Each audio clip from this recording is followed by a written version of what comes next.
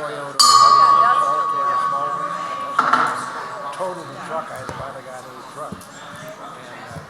And with my homeowner's insurance. Good afternoon, Boulder Rotary. John Lehman is going to lead us in the pledge and the four-way test. Please join me in saying the Pledge of Allegiance. I pledge allegiance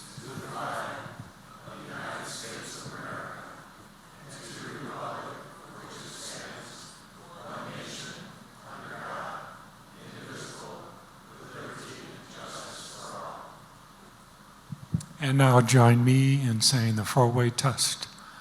Of the things we think, say, or do, is it the truth?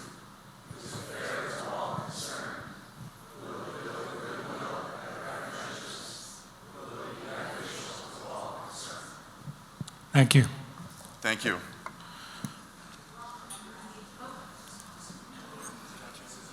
Welcome, everybody. Anybody who has a guest, please stand. You should. Hi. My guest, you turn around. So my guest today again is Dr. Mitch Rossman, who has his proposal now submitted for Rotary. You'll get to read a lot more about him in the Rib this coming week, I hope. So he is a semi-retired geriatrician, and you should try to get to know him. You will enjoy that.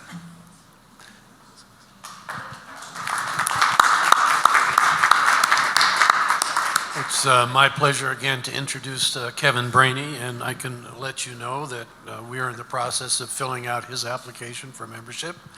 This is Kevin's second meeting almost here, and I worked with Kevin at Mental Health Partners, previous principal at Boulder High. He now has his own consulting firm in resiliency and behavioral health, so it's my pleasure to have Kevin join us again today. Thanks, Hans.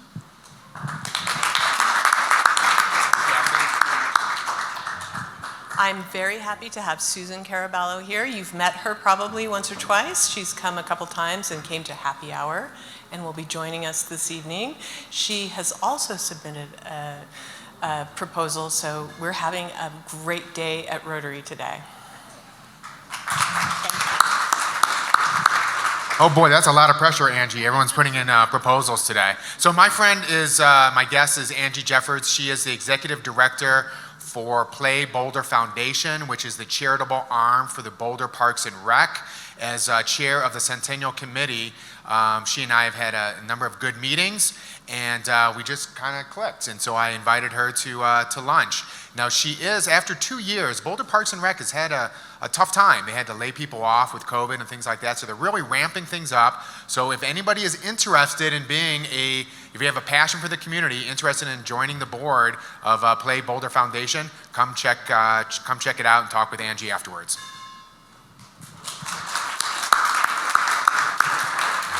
My guest is Bruce Johnson. He's a retired civil engineer and a hell of a guitar player.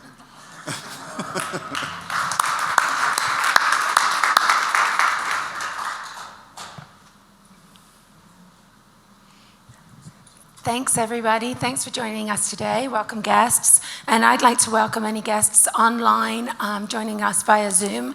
I believe we have Chuck online. If you want to unmute yourself, Chuck, and say hi. Hello, yeah, this is Chuck O'Baney from Seminole Lake Rotary. I just wanted to check and see if Cassidy was going to wear that cowgirl hat, and if you really were going to send that young buck president back to that gator back to go ahead and drain the swamp back in Florida here. I just want to make sure that all happens. Awesome.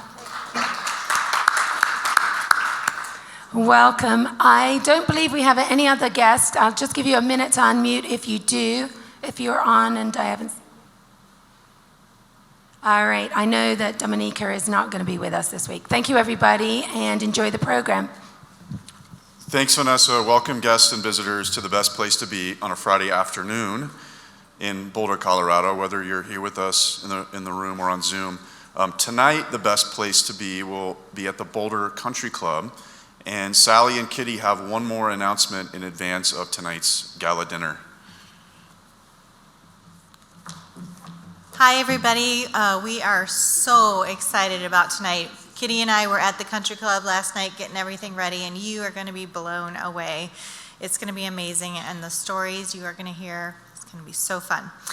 And I just want to remind you that you need cash tonight, actual cash, if you want to buy any extra drinks. You get a drink ticket, and there'll be some wine on the table, but if you want anything else, actual cash. And first off, we want to say thank you to all of you that are attending tonight. We just have an amazing group of people. We'll have over 150 people at the event, which is huge for us, so we're excited. It'll be great. We want to encourage all of you who are going to attend tonight to make sure that you speak to the nominees. They're amazing men and women. There's 6 of them, and we want to make sure that they feel so welcomed. We also want to make sure that you speak to the other people that are there too, because we have a lot of non-Rotarians who could be potential members. So make sure you get out and about and don't just talk to Rotarians. Couple other things just from a housekeeping perspective. There are cell phone limitations at the country club, so you're allowed to text, you're just not allowed to talk on the phone while you're there. And make sure that when you drive in, you come in from 75th Street on the, that east side versus trying to come in, those particularly of you from Old Boulder, you used to be able to come in on the west side and you can no longer do that. So I want to make sure you drive in from 75th. Even if your GPS tells you, otherwise. So we're looking forward to it tonight. I think it's going to be a lot of fun, and it's certainly not for a lack of trying. So be there or miss out. Take care. See you later.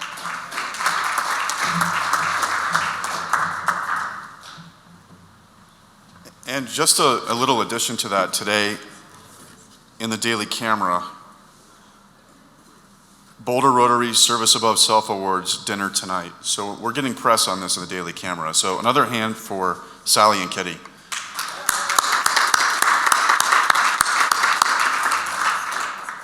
A couple of other announcements. A few months ago, we had a Rotaractor, Witt, and I don't remember his last name, and I never had the chance to know him, but I know he was in Rotaract here, and he is in Poland now, and he gave us an update on some Ukrainian relief efforts that he's spearheading in Poland. Well, I wanted to let everyone know that I got word today, $7,000 made it to the Ukraine Refugee Relief Program, and that money is from our club and also from district grants, and it's now there in Poland helping the refugees.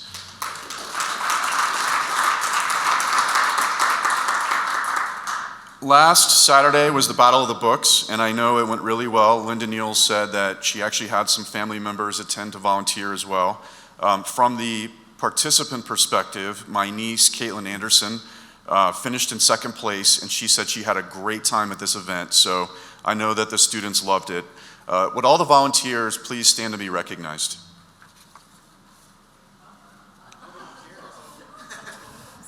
Well, there were some, they're just not here today, so let's give them a round of applause.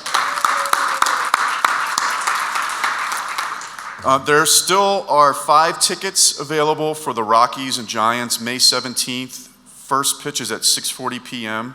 Talk to John Sullivan or Don Walford. I don't know if either one of you are here. Maybe, are there still 5 left? Yes. 5 tickets are still left. These are free tickets, folks. So. If we'll get more if we need it, but we have 5 right now, free tickets to go see baseball. The raffle. If everyone would take out their tickets, 725-878. 725-878. Sue? Congratulations.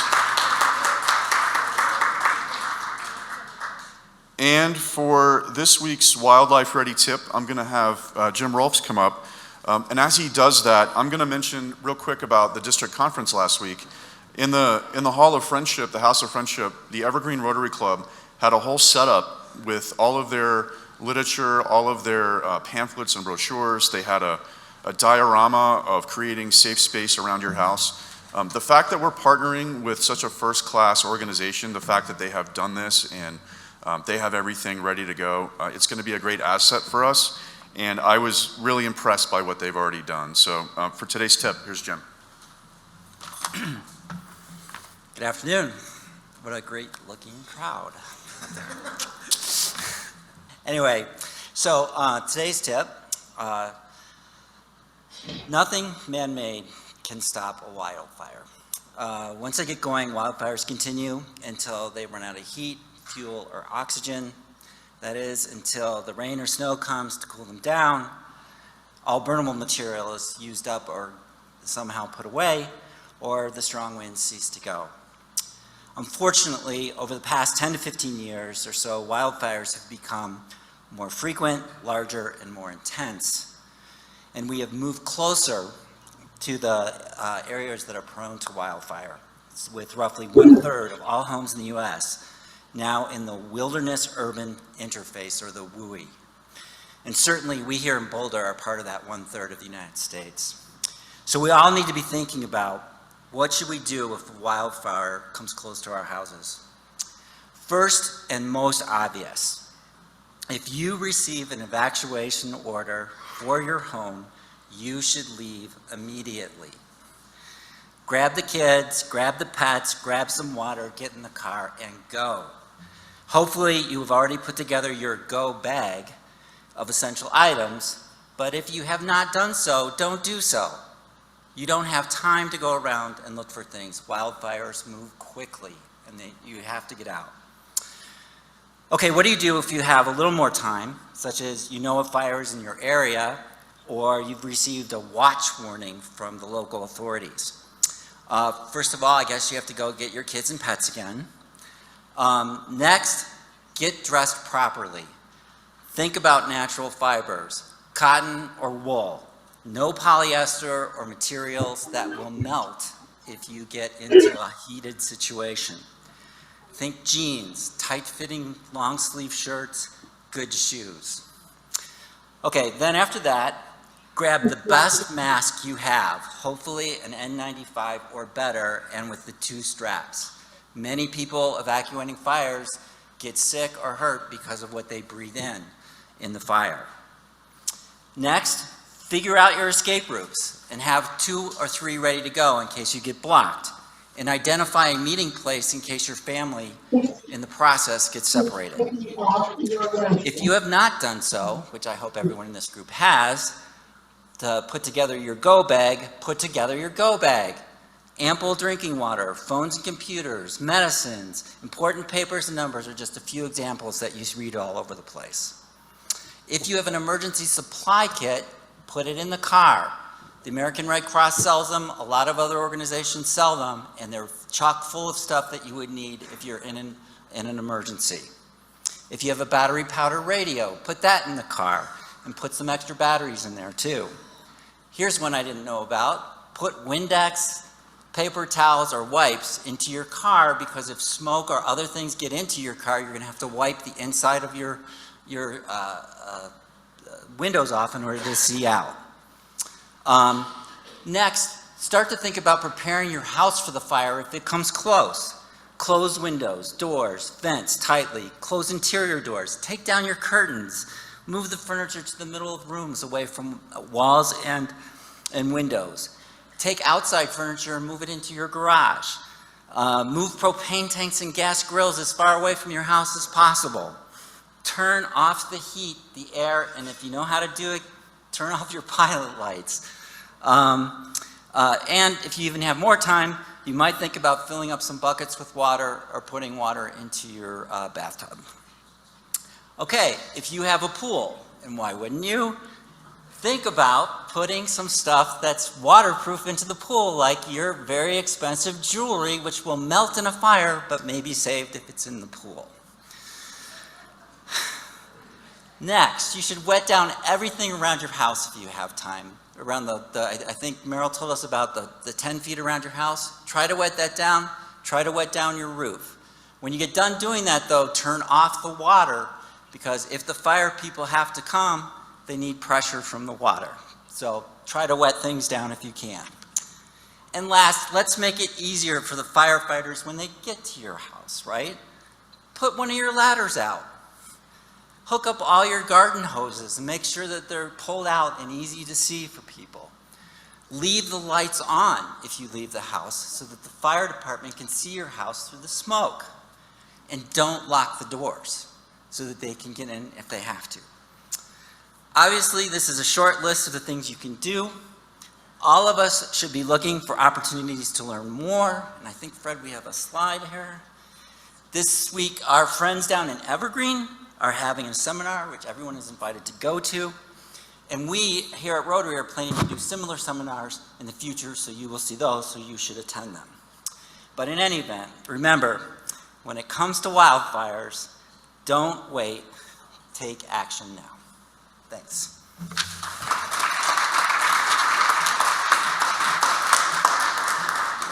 Thanks, Jim. There's clearly a lot of things that nobody thought about that we should be doing during a fire. And I think that you see that our club is committed to helping everybody learn those things.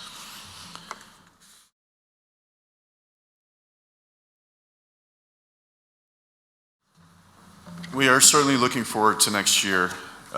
Cassidy, can you stick around maybe a few minutes after? I know there were additional questions that maybe people can come up and talk to you. Great. Next up, live and in person, I was hoping to do a whole unveiling and raising of the screen. Live and in person, we have NCW with a membership moment. Thank you, Chad. It's great to be here. And for people who haven't said hello, I haven't reached out to all of you. I love the human interaction. We all need it, okay? So don't stay behind doors and stuff. Go out, meet your neighbors and stuff. And this is one of the best places to be. It really is. And I'm in Las Vegas, Nevada, and I'm Zooming. And I just had one gentleman right here. Tom? I can't see it. What is it? Stan, who I haven't met, which I probably haven't met many. And he just said to me, he goes, "Are you that lady that's on the screen?" So I love it. I love it. So it's really good. But I'm facing you because I have someone important I want you to meet for membership moment. So I'll look this way, okay. So, and hello to my Zoomers. I have to say that because I miss them too. All right, membership moment today is with John Moselak. John has been a member, did I say it? Moselak, all right. He's been a member since June 12, 1998. And that's almost 24 years ago. His sponsor is Sam Pottinger. John is from a small coal mining town in northeastern Pennsylvania called Simpson. It's 16 miles north of Scranton. He had a great childhood, although he did lose his dad when he was 3 years old. So he was brought up by his mom and some help from his older brother. He graduated from Penn State University in 1964. He's married to his wife, Ann, for 56 years, has 3 children and 6 grandchildren, ages 14 to 23. John started his career at Interpublic Inc., one of the largest advertising agency in New York City. He was working in the Treasury/accounting department right out of college. He had some big name accounts too, like Coca-Cola, Tiffany's, and many others. In '66, he interviewed with IBM, and he was very fortunate to be selected to attend one of IBM's fast track programs.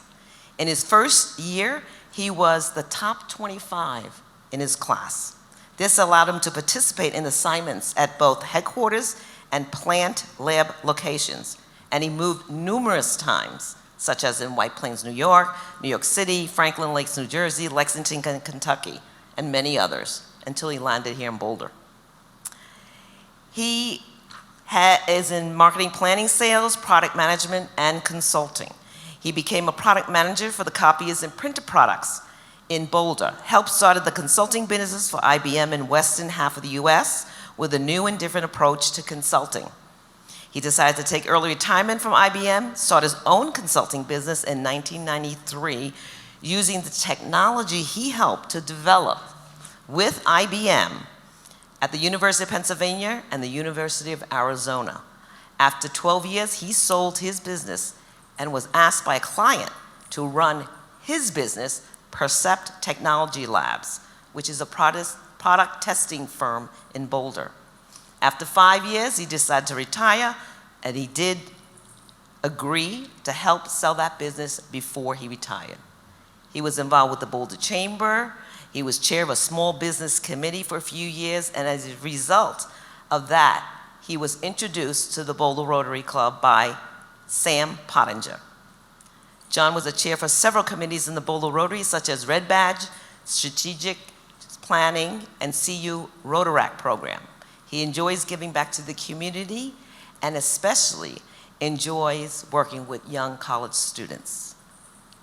Are you ready, John? First question. Close. Okay.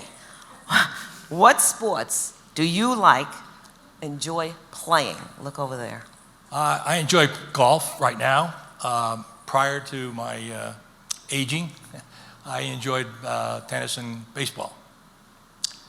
And, you have a favorite team? Yes. The Cardinals, St. Louis Cardinals. Okay. What attracted you into working on the CU Rotaract committee? And tell us what it is. I really was impressed by or wanted to help out students as they think about their careers, and the mentoring process, how we started the Red Badge or the CU Rotaract Club to begin with, was really a mentoring program, and then it developed from there on to what it is now. We were very fortunate to have Whit, which is the gentleman you just talked about in Poland. Whit was president of CU Rotaract Club about 3 or 4 years ago, and these students have tremendous potential. It was such an enjoyment working with them. It was actually kind of a gift in disguise. And Cassidy, I throw this out to you. One of the things that I think we all should look at is our future, and the future is the young potential. And the CU Rotaract students are really great starters. I mean, we started with about 5 to 10. Now we had 22, and I don't know how much this year there was, but these students are just great, and it's great to work with them. It's such a pleasure. It's an honor, and I'm humbled to work with them. It's just great. They're fantastic. Thank you, John. My last question to you is this one. It's pretty serious. How has Boulder Rotary Club impacted your life, being a member for 24 years? That's a good question. It impacted me personally in a very positive manner. If you look around the room, I mean, there are such fantastic people here. It's a pleasure to know them, to work with them, to experience some of their challenges in their life and in Rotary. And all I could say is that it's just a very rewarding opportunity. And I'm not sure we all look at it that way, and we all look at it from a perspective that what's really driving you to be part of the club. But when you really think about it, the opportunity to give back to the community, to give back to the country, with the talent and the skills and the knowledge that's inherent in this room, it just asks you, do your best and help out people in the community. I mean, we see this every day. I mean, we saw it when the fires hit the area here. We saw it when people went through the floods. It was just fantastic to see how we responded and how we gave back to the community, and that's, I think, very important. And it's just a very rewarding and very humbling experience, and I certainly appreciate it. Thank you. Thank you, John Moselak. Appreciate it. Membership moment. Moselak. I'm going to have to repeat it 10 times. MLB pronounces it every day that right. Thank you, John Thank you, Moselak. Nancy, and thank you, John. Today is 6 de Mayo. Yesterday was Cinco de Mayo, and the three amigos somehow fought through what was probably a really rough morning to put together today's brew.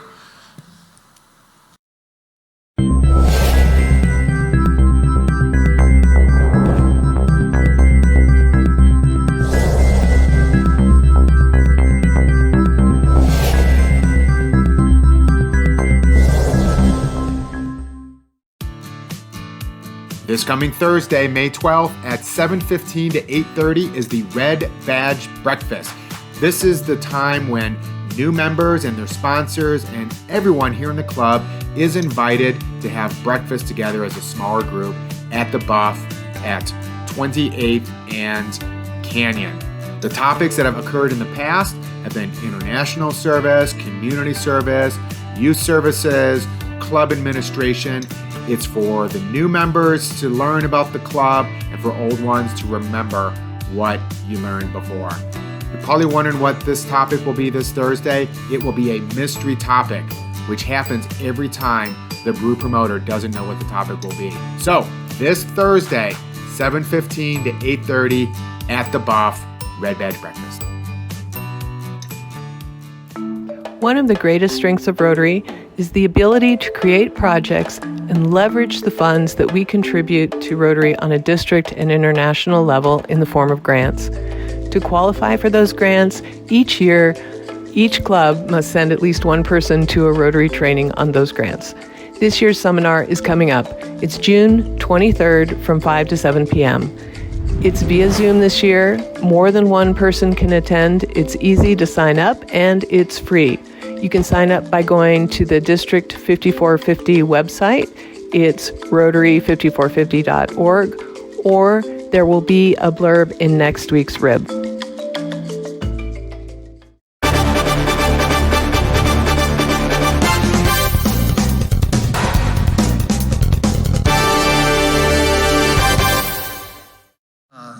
Woman, she dies and goes to heaven and at the pearly gates meets St. Peter. And he says, well, she said, can I get in? He said, well, you have to be able to spell. And she said, well, I can spell. He said, what do you want me to spell? He says, love. And so she goes L-O-V-E. He says, come right on in. But by the way, would you mind minding the gate for me while got some other things I got to do? Well, about that time, her ex-husband comes. And he says, can I get into heaven? She says, well, you have to spell a word. He says, what do I have to spell? And she said, Czechoslovakia. Okay, this week's Rotarian on the Street is with Dr. George Russell. So all the Rotarians want to know if you will be past the pearly gates and into heaven. So therefore, how do you spell Czechoslovakia? I guess I'm going to go to hell. All right. No guesses? Oh, C-A-C-Z-E-H-K-L-S-O-B. Yeah, okay. Okay, we won't see you in heaven. Sorry, George, but we're glad to see you here every Friday. Okay.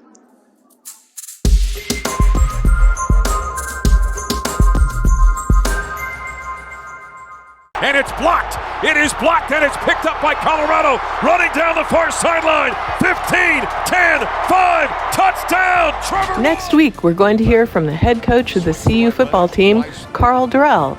It's his second year as head coach, but not his first time working as a coach at CU. He served as an assistant coach for the Buffs in the 1990s. He's coming back to CU from the Miami Dolphins. He was hired just 4 weeks before the start of spring practice in 2020 and shut down 3 days before the start of spring drills because of COVID. He's had a very good record so far in a hugely challenging time. The Pac-12 Coach of the Year will give us a rundown of the state of the Buffs. Wear your gold and brown and bring your school spirit to next week's program. Go Buffs! Let's all say it together now. Have a great weekend.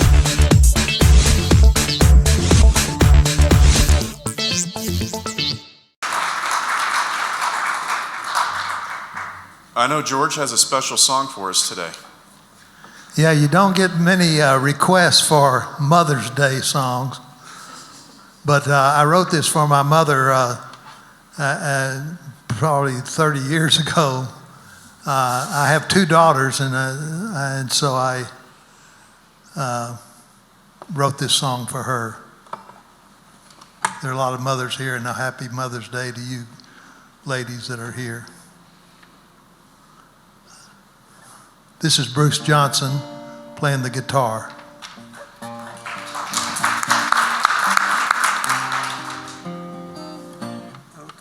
Okay.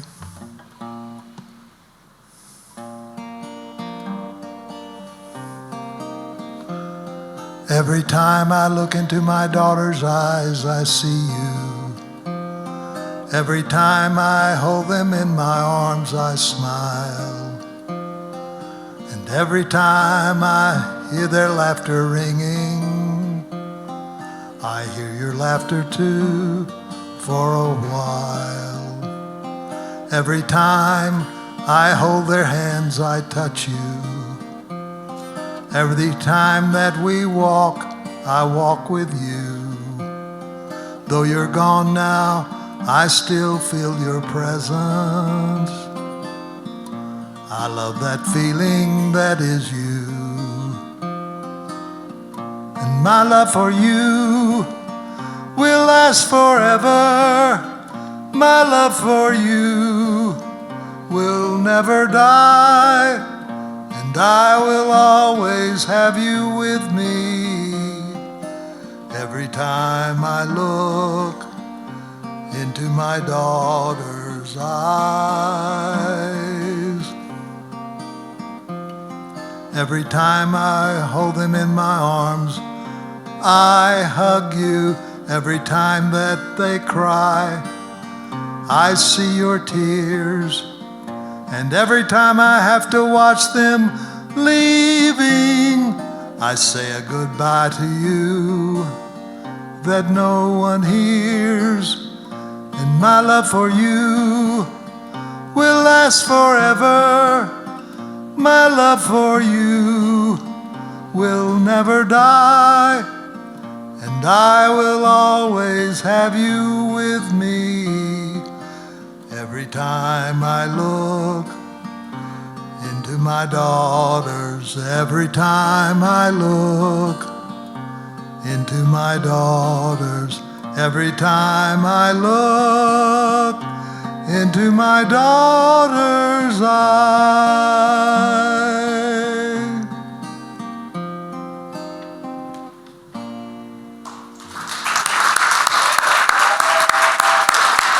Thank you very much.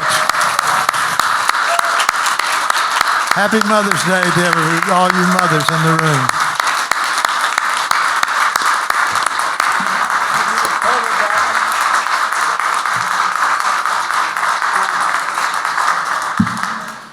Thank you, George, and happy Mother's Day to all the moms out there. Thanks to Sally Brown for being today's past president greeter. Thanks to Jim Rolfs and Pam Hayek for running the desk. Thanks to Valerie Lippitz for filling in for the injured Bill Anderson. Thanks to Cassidy, Lynn, Vanessa, and Fred for meeting management and for today's program. Last thing I would mention, don't forget to put the presidents in your pockets tonight. It's a cash bar. We will see you at the Country Club. Meeting adjourned.